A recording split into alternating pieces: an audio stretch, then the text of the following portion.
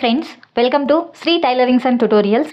Hour designs your fashions. Scallop design బ్లౌజ్ని cutting చేసుకున్నాం కదా, దాన్ని ఏ విధంగా స్టిచ్చింగ్ చేసుకోవాలో ఈ వీడియోలో చూపిస్తాను.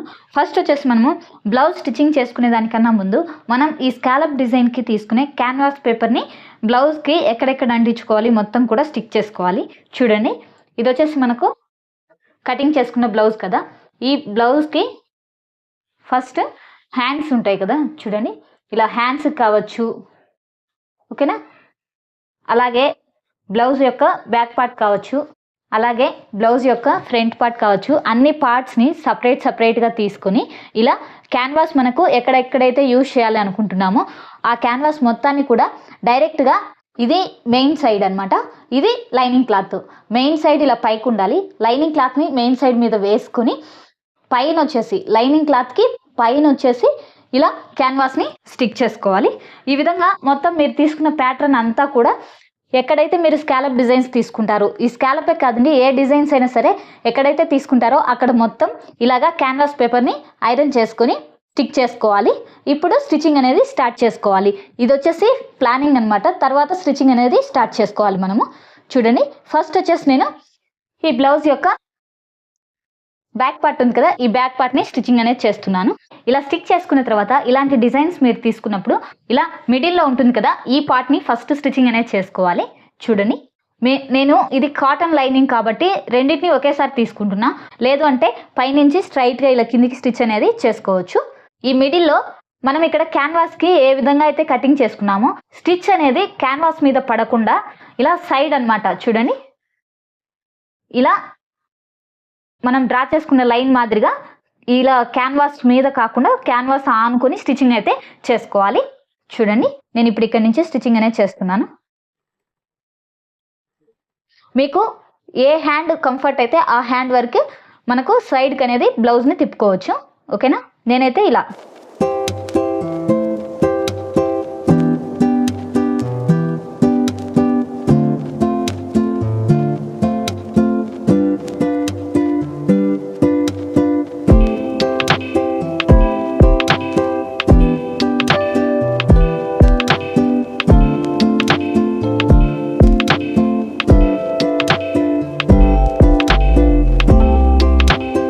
ఇలా క్యాన్వాస్ అనేది కదలకుండా మనము మొత్తం కూడా స్టిచ్చింగ్ చేసుకోవాలి. ఈ కట్ వర్క్ డిజైన్లో మనకు ఈ ప్రాసెస్ అంతా కూడా స్లోగా చేసుకోవాలి, మనకు టైం అయితే పడుతుంది.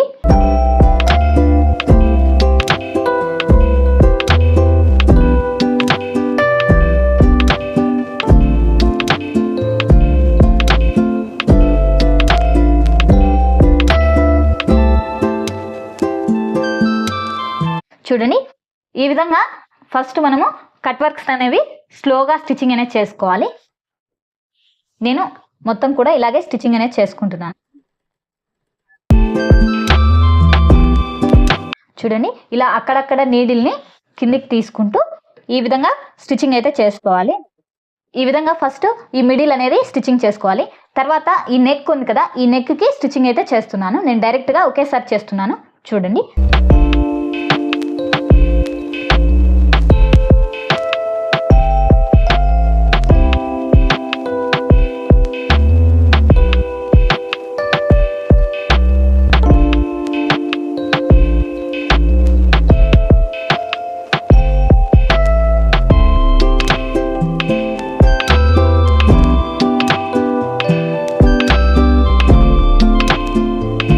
ఈ విధంగా స్టిచ్చింగ్ అయితే చేసుకోవాలి. మనకు స్టిచ్చింగ్ చేసుకున్నాక క్యాన్వాస్ కింద ఇలా ఊడిపోతే కొంచెం గ్లూ పెట్టేసి స్టిక్ చేసుకోండి, మీకు ఆ ప్యాటర్న్ అనేది నీట్గా కనిపిస్తుంది. అలాగే ఇటు సైడ్ కూడా మనము ఈ కట్ వర్క్ని స్టిచ్చింగ్ అనేది చేసుకోవాలి. చూడండి, ఈ విధంగా స్టిచ్చింగ్ చేసుకున్న తర్వాత చూడండి, ఈ క్లాత్ని ఇలా ఫోల్డ్ చేసుకోవాలి. ఇలా ఫోల్డ్ చేసుకొని ఈక్వల్గా ఇలా వేసుకోవాలి, ఓకేనా. ఇలా వేసుకుని ఈ షేప్ అనేది మనము కటింగ్ చేసుకోవాలి. చూడండి, నేనైతే ఈ విధంగా కటింగ్ చేసుకుంటున్నాను.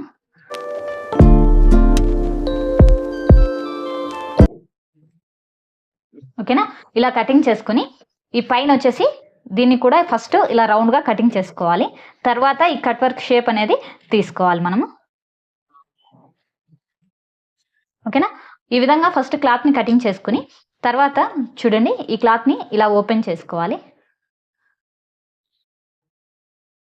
చూడండి ఇలా ఓపెన్ చేసుకుని ఈ షేప్ అనేది నీట్గా వచ్చే విధంగా కటింగ్ అయితే చేసుకోవాలి. లేదు ఇలా చిన్నది సిజర్ యూస్ చేసి ఇలా నీట్గా షేప్ వచ్చే విధంగా కటింగ్ అయితే కటింగ్ చేసుకోవాలి. ఇలా చిన్న సిజర్ అనేది ఈ షేప్ని మనం నీట్గా కటింగ్ చేసుకునేదానికి యూస్ చేసుకోవాలి.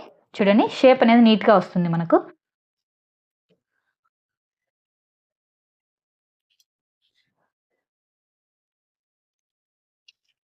అలాగే ఇటు సైడ్ కూడా కటింగ్ అయితే చేసుకోవాలి. చూడండి ఈ విధంగా ఈ లోపల పార్ట్ని మనము కటింగ్ అయితే చేసుకోవాలి. ఇలా షేప్ ఏ విధంగా అయితే ఉంటుందో అదే విధంగా కటింగ్ చేసుకున్న తర్వాత చూడండి ఈ కార్నర్స్లో వచ్చేసి ఇలా మనం ఎక్కడి వరకు అయితే స్టిచ్ చేసామో అక్కడ ఈ షేప్ అనేది నీట్గా తిరగడం కోసం ఇలా చిన్న చిన్న కటింగ్స్ అనేది తీసుకోవాలి. ఓకేనా? ఈ విధంగా ఈ డిజైన్స్ తీసుకున్నప్పుడు మనకు ఈ కార్నర్స్ అనేవి ఫోల్డింగ్స్ నీట్గా అవడం కోసం ఇలా చిన్న చిన్న కటింగ్స్ అయితే తీసుకోవాలి. ఓకేనా? ఇలా తీసుకున్న తర్వాత నేను ఇక్కడ ఓపెన్ కావాలంటే మీరు ఓపెన్ పెట్టుకోవచ్చు, లేదంటే నార్మల్గా అయినా తీసుకోవచ్చు. నేనైతే ఇక్కడ ఓపెన్ అనేది తీసుకుంటున్నాను. దానికోసం ఇలా కటింగ్ అయితే చేసుకుంటున్నాను. ఓకేనా? ఈ టెంపుల్ డిజైనే, బట్ బ్యాక్ సైడ్ నేను ఇలా హుక్స్ పెట్టుకుంటాను. దానికోసం ఇలా స్ట్రైట్గా కటింగ్ అయితే చేసుకున్నాను. ఓకేనా? అదేవిధంగా ఇక్కడ వచ్చేసి ఈ కార్నర్స్ ఉన్నాయి కదా, ఈ కార్నర్స్లో కూడా చూడండి ఇలా కటింగ్ చేసుకోవాలి. ఓకేనా? ఈ విధంగా మొత్తం మనము కట్ వర్క్ ఎక్కడైతే తీసుకుంటామో అక్కడంతా కూడా మనం స్టిచ్చింగ్ చేసిన లైన్ ఉంటుంది కదా, ఆ లైన్ దగ్గరికి ఈ విధంగా కటింగ్ చేసుకోవాలి. చూడండి ఈ విధంగా స్టిచ్చింగ్ చేసుకున్న తర్వాత ఇలా లైనింగ్ క్లాత్ని ఇలా రిటర్న్ ఫోల్డ్ చేసుకొని హ్యాండ్తో మనము ఒక సైడ్ ఇలా ప్రెస్ చేస్తే ఈ షేప్ అనేది మనకు ఈ విధంగా కనిపిస్తుంది. ఇలా మనము ఎంత కట్ వర్క్ అయితే తీసుకుంటామో అన్నీ కూడా ఇలా షేప్ అనేది నీట్గా వచ్చే విధంగా ఇలా హ్యాండ్తో లోపలికి ప్రెస్ చేసుకొని మొత్తాన్ని రిటర్న్ తీసుకోవాలి. ఇలా ఒక సైడ్ నెక్ని రిటర్న్ తీసుకోవాలి. చూడండి ఇలా వచ్చాయి కదా, మనకి ఇక్కడ వచ్చేసి ఇలా ఒక చిన్న బుడిపిలాగా వస్తుంది. వాటిని ఇలా పట్టుకొని ఒక హ్యాండ్ ఇలా ఒక హ్యాండ్ ఇలా ఇలా ఇలా అంటే కన్నా 2 టైమ్స్ ఆ బుడగ అనేది లేకుండా నీట్గా సెట్ అయిపోతుంది అనమాట. చూడండి ఇలా పట్టుకొని ఇలా అనాలి. ఓకేనా? ఒకటి రివర్స్ ఒకటి నార్మల్గా అనుకుంటే ఇలా నీట్గా వచ్చేస్తుంది మనకు ఈ కట్ వర్క్ డిజైన్ అనేది. చూడండి మొత్తం మనము ఈ లైనింగ్ క్లాత్ని రిటర్న్ తీసుకుంటే మనకి ఈ డిజైన్ అనేది ఈ విధంగా వస్తుంది. ఇప్పుడు ఈ షేప్ అనేది మనకి ఇలా వచ్చింది కదా, నీట్గా ఐరన్ చేసుకుంటే ఈ షేప్ ఇంకా పర్ఫెక్ట్గా వస్తుంది మనకు. సో ఐరన్ చేసుకొని ఇలా సైడ్ వచ్చేసి గ్లూ పెట్టేసి నేను స్టిక్ చేసుకునేస్తున్నాను. ఈ విధంగా మనం నీట్గా ఐరన్ చేసుకుంటే ఈ షేప్ అనేది నీట్గా కనిపిస్తుంది మనకు. చూడండి ఇలా. ఇప్పుడు వచ్చేసి ఇక్కడ నేను హుక్స్ కోసం పెట్టుకున్నాను కదా, దానికోసం నేను కటింగ్ చేసుకున్న ఈ క్లాత్ తీసుకుంటున్నాను. ఇలా ఫోల్డ్ చేసుకొని చూడండి ఇలా ఎల్ షేప్లో ఒక పట్టీ మాదిరిగా ఇలా స్టిచ్చింగ్ చేసుకొని ఎక్స్ట్రా క్లాత్ని కటింగ్ చేసుకోవాలి. ఇప్పుడు దీన్ని స్టిచ్చింగ్ అనేది చేస్తున్నాను.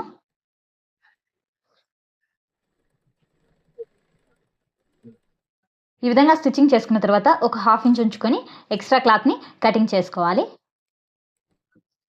ఇప్పుడు దీన్ని రిటర్న్ ఫోల్డ్ చేసుకోవాలి.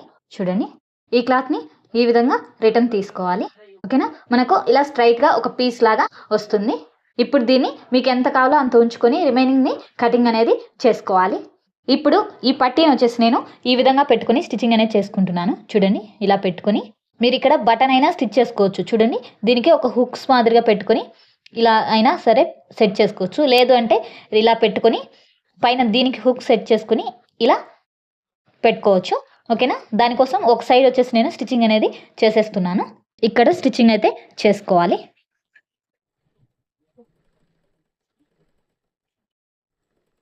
ఈ విధంగా ఒక పట్టీలాగా స్టిచ్చింగ్ చేసుకొని ఈ ఎక్స్ట్రా క్లాత్ ఉంటుంది కదా, దీన్ని ఇలా కటింగ్ చేసుకోవాలి. ఇలా కటింగ్ చేసుకుని హెమ్మింగ్ చేసుకునేటప్పుడు కనిపించకుండా లోపలికి హెమ్మింగ్ అనేది చేసుకోవాలి. దానికోసం ఇలా పైన స్టిచ్చింగ్ అనేది చేసుకోవాలి.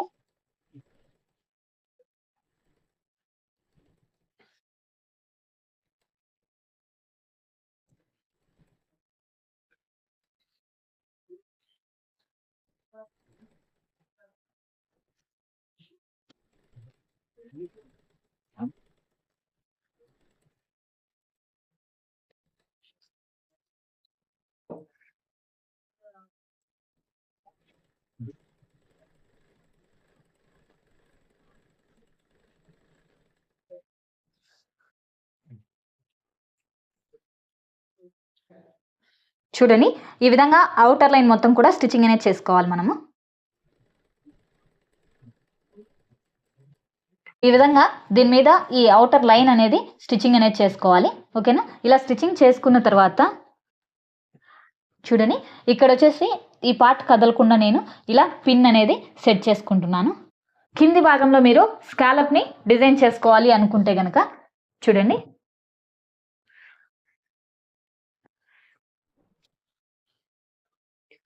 చూడండి అవుటర్ లైన్ వేస్తే మనకు ఫినిషింగ్ అనేది ఈ విధంగా కనిపిస్తుంది చూసేదానికి, ఇలా మొత్తం కూడా. ఓకేనా? ఇలా ఫస్ట్ నెక్ని డిజైన్ చేసుకోవాలి. బ్యాక్ పార్ట్లో మీరు ఈ బాటమ్ పార్ట్లో కూడా స్కాలప్ డిజైన్ చేసుకోవాలనుకుంటే స్టిచ్చింగ్ అనేది చేసుకోవచ్చు. చూడండి, ఇలా బాటమ్ పార్ట్లో మీరు స్కాలప్ డిజైన్ చేసుకోవాలంటే ఇలా స్ట్రైట్గా ఒక లైనింగ్ క్లాత్ని తీసుకోవాలి. ఈ క్లాత్ మీద క్యాన్వాస్ పేపర్ని కూడా తీసుకోవాలి, ఇలా కట్ వర్క్ డిజైన్లోనే. ఇలా తీసుకున్న తర్వాత దీన్ని ఇలా బాటమ్ పార్ట్కి ఈక్వల్గా ఇలా పెట్టుకోవాలి. చూడండి, ఈ విధంగా. ఓకేనా? ఇలా పెట్టుకొని స్టిచ్చింగ్ అయితే చేసుకోవాలి. ఇప్పుడు నేను ఈ బాటమ్ పార్ట్ని కూడా స్టిచ్చింగ్ అనేది చేస్తున్నాను. ఇలా పెట్టుకొని స్ట్రైట్గా లైన్ మాదిరిగా ఫస్ట్ స్టిచ్ చేసుకోవాలి.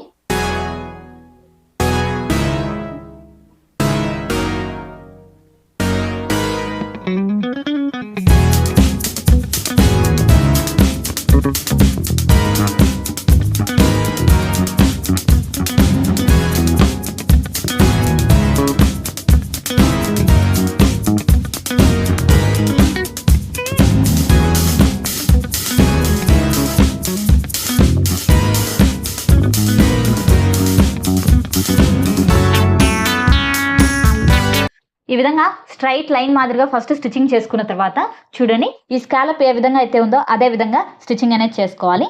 దీని మీద లాస్ట్ ఎడ్జ్లో స్టిచ్ చేసుకోవాలన్నమాట.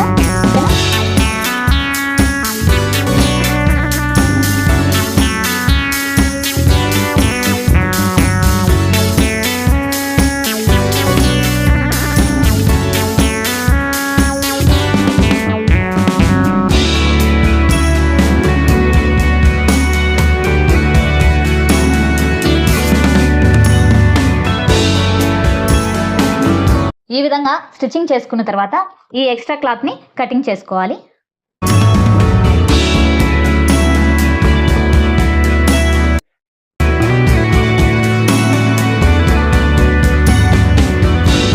ఈ విధంగా కటింగ్ చేసుకున్న తర్వాత ఈ కార్నర్స్లో ఉన్నాయి కదా, ఈ కార్నర్స్లో చూడండి, ఇలా ఎక్కడి వరకు అయితే స్టిచ్చింగ్ చేసుకున్నారో అక్కడి వరకు ఇలా ఒక చిన్న కటింగ్ అయితే తీసుకోవాలి. ఈ కార్నర్ అనేది మనకు నీట్గా ఫోల్డ్ అవ్వడం కోసం ఈ విధంగా తీసుకోవాలి. ఈ విధంగా కటింగ్ చేసుకోవాలి. ఇలా కటింగ్ చేసుకున్న తర్వాత ఈ క్లాత్ని ఇలా రిటర్న్ తీసుకోవాలి. రిటర్న్ మనం షేప్ అనేది నీట్గా ఇలా అనుకుంటూ తీసుకోవాలన్నమాట. చూడండి, ఇలా. ఓకేనా? హ్యాండ్తో ఈ షేప్ అనేది పర్ఫెక్ట్గా వచ్చే విధంగా ఇలా అనుకోవాలి. నీట్గా మనం ఐరన్ చేసుకుంటే ఈ షేప్ అనేది మనకు పర్ఫెక్ట్గా వస్తుంది. క్లాత్ని మనం ఈ విధంగా రిటర్న్ చేసుకున్న తర్వాత పైన మీరు స్టిచ్చింగ్ లైన్ కావాలంటే వేసుకోండి, లేదంటే ఇలాగైనా సరే ఉంచుకోవచ్చు. ఇంకొకటి, ఇలా రిటర్న్ తీసుకొని ఈ పైన మనకు ఇలా ఉంటుంది కదా ఈ క్లాత్ని, దీన్ని చూడండి ఇలా డబుల్ ఫోల్డ్ చేసుకొని స్టిచ్చింగ్ అనేది చేసుకోవాలి. చేసుకొని హెమ్మింగ్ చేసుకోవాలి.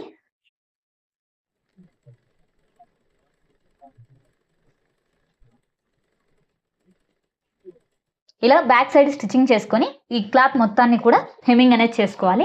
ఇలా సైడ్ వచ్చేసి ఈ విధంగా స్టిచ్చింగ్ అయితే చేసుకోవాలి. అలాగే ఇటు సైడ్ కూడా సైడ్ జాయింట్ అనేది చేసుకోవాలి, ఈ క్లాత్ అనేది కిందికి జారకుండా.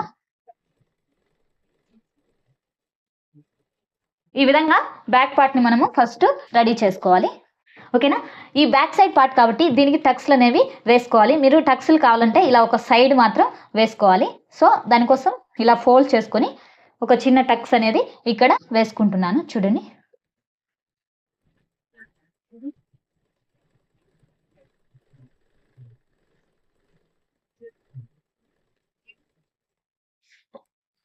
ఓకేనా?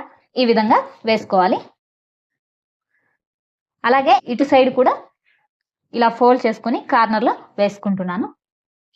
మీరు ఈ టక్స్లు అనేవి ముందే అయినా సరే వేసుకుని తర్వాత ఈ కట్ వర్క్ని జాయిన్ చేసుకోవచ్చు. నేనైతే ఇలా స్టిచ్చింగ్ చేసుకున్న తర్వాత చేసుకుంటున్నాను.